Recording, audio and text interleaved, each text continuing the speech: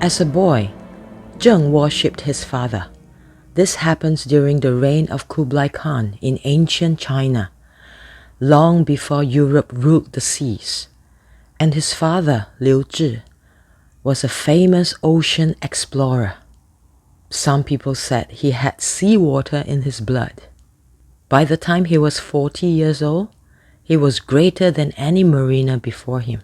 He mapped the whole eastern coast of Africa and even made contact with unknown tribes in New Guinea and Borneo. He fought pirates, and twice he survived shipwrecks.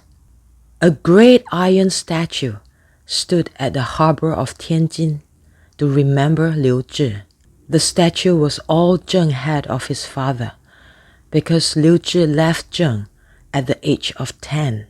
Liu Zhi's final expedition was to discover an island called Cocobolo, where legend says rubies grew on trees and the lake was full of liquid gold. Before he left, he told Zheng, "If I should never return, promise me that you will come look for me." Zheng promised, but he thought, no ocean can take down his father, for his father was the greatest man, the greatest ocean explorer. But Liu Zhi never came back home. After a year with no word of Liu Zhi, the emperor held a lavish funeral in his honor. Nothing could console Zheng at the time. He stood at the feet of his father's statue and cried for days.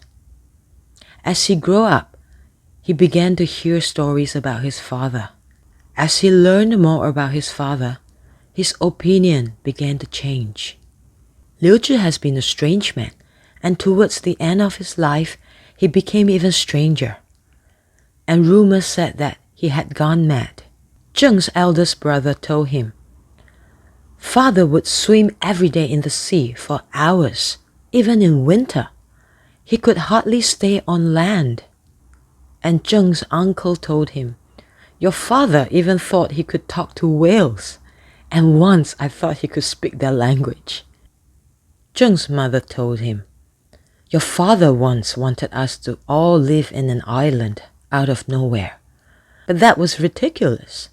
We live in a beautiful city, and we banquet at the palace. How can we give up such a lavish life to live on an island out of nowhere?"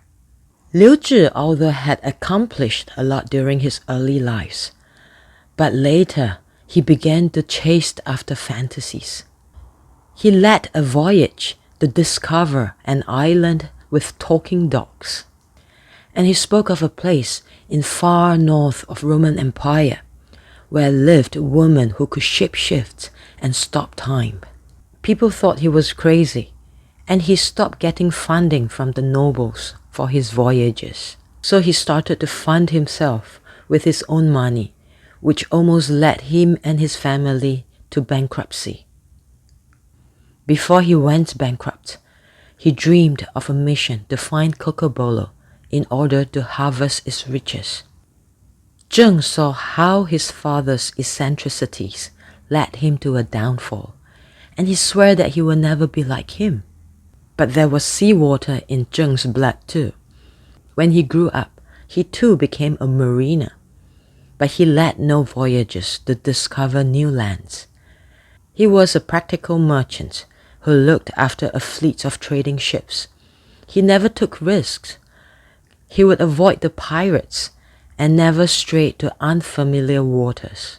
And he became very successful. Everyone respected Zheng, and even the emperor thought highly of Zheng. In order to protect his reputation and all that he had, Zheng tried very hard to dissociate himself with his father.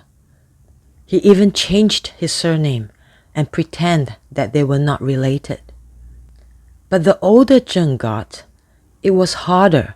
He looked more and more like Liu Zhi, and everyone was saying to him that he looked like his father.